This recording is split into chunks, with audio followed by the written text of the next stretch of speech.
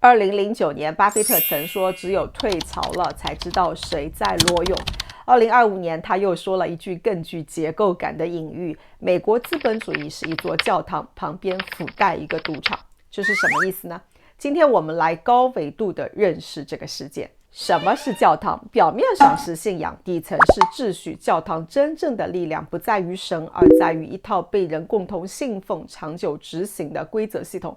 你信什么宗教，就得接受什么秩序，遵守一整套你能做什么不能做什么的规则。如果你信天主教，那你吃饭前必须祷告，感谢主赐予食物，你不能堕胎，不能轻易离婚，婚姻是神圣的契约，你每周要去做弥撒，告诫自己的罪过。如果你信佛教，你不能杀生，不能吃肉，不能喝酒，不能妄语，你要诵经，你要打坐，你要放生，你要布施，你还要去贪嗔痴。如果你信伊斯兰教，你进清真寺前必须是净身脱险，每天礼拜时间一到，无论你身在何处，正在做什么，都要铺开毯子朝向麦加。你在斋月期间不能进食，不能饮水，不能有 X 行为，直到日落之后。这些行为不是建议，而是必须。这些规则不是出于理性的选择，而是出于对秩序的共同臣服。为什么寺庙、学校、军队，甚至是某些企业都要求统一服装呢？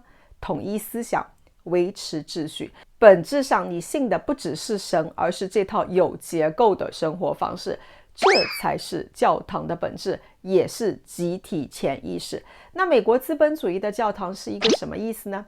早期来说，就是像洛克菲勒和卡内基这样子的工业巨头建立起来的实业，代表了真实的生产力和长期的价值创造。后来美国走向产业空心化，实体产业走出美国，但是他们仍然用另外一种方式在维持教堂，那就是全球化。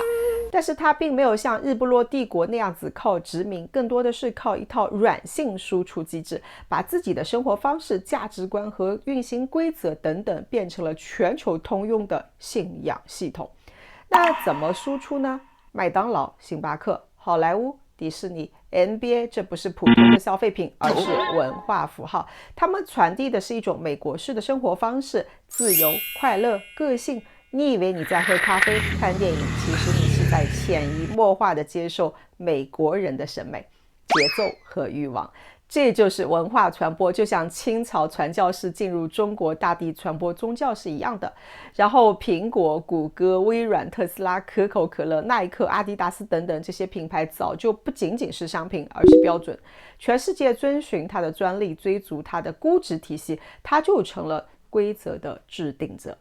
最高一层就是资本的秩序咯，美元、美股、华尔街、SWIFT、知识产权制度等等评级机构这样子，这种才是真正的教堂建筑的结构。全世界都在他制定的制度里参与竞争，被惩罚。比如拜登政府把俄罗斯踢出了 SWIFT， 这才是教堂的终极形态。在巴菲特的比喻当中，教堂是代表美国资本主义体系当中真正创造实体价值的那部分。巴菲特说，这是一套能为3亿多人稳定生产商品与服务的系统。这句话是什么意思呢？很多层面的理解。如果就东方而言，那就是我生产了许多产品供你消费嘛。像中国古代的朝贡体系，古代中国是当大哥的，周边的国家是当小弟的。这是一种国际相处的模式，小弟定期给大哥送礼物，大哥再回赠更加贵重的礼物嘛。同时大哥要罩着小弟，大家就一起玩。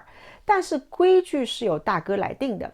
但是这个教堂跟朝贡体系是完全不同的，不会回赠更加贵重的礼物，但是他会无偿的教你、帮助你，但是不允许你去挑战大哥的位置。可以说，美国之所以能在2战之后主导全球经济，是因为它成功搭建了这座教堂，赌场也越来越大了。但是随着教堂的不断迁移到全世界，这套规则制定者自身也出了问题。随着时间的推移，越来越多的人开始利用他人的资金进行投机，追求快速盈利，这种行为构成了赌场的成分。那赌场又是什么呢？在教堂里，人们造产品、建制度、搞教育、研发技术，这些都是很慢的。但是在赌场里赚钱快，谁还愿意慢慢盖砖头呢？巴菲特说，人们在赌场里玩得很高兴，但是他提醒不能让赌场吞了教堂。这是什么意思呢？不能让讲故事的公司拿走资本，把干实体的公司饿死，不能让一切行为都围绕着 K 线和估值转动，而忘了社会真实需要什么。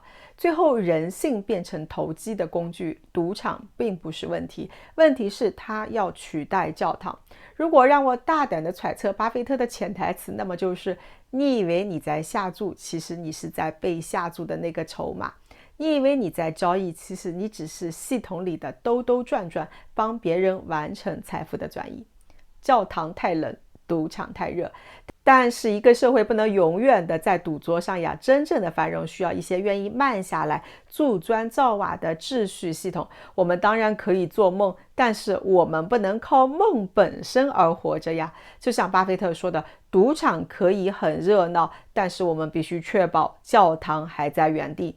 市场需要流动性，财富也需要流动。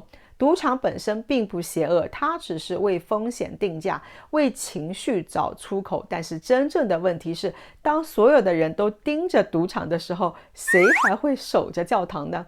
其实这也是美国当下的问题。就如巴菲特说的，美国遇到了建国以来最大的变革，这座资本主义的教堂正在面临着巨大的挑战。